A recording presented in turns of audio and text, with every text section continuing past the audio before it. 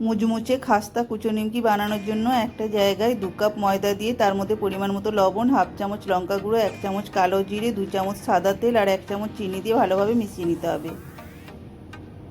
এরপর ওর মধ্যে সামান্য সামান্য জল দিয়ে একটা ডো তৈরি করে নিতে হবে।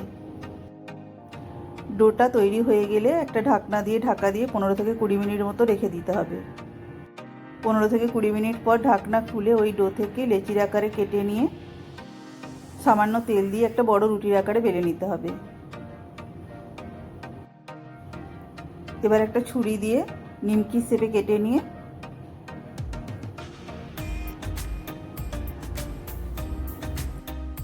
কড়াইতে তেল হালকা গরম হলে চাকি থেকে সরাসরি তেলের মধ্যে নিমকিগুলো ছেড়ে দিতে হবে। এবার গ্যাসের ফ্লেম লো টু মিডিয়ামে রেখে খুন্তি দিয়ে নাড়াচাড়া করে গোল্ডেন কালার করে ছাঁকনি দিয়ে তুলে নিলে রেডি হয়ে গেল খাস্তা কুচো নিমকি।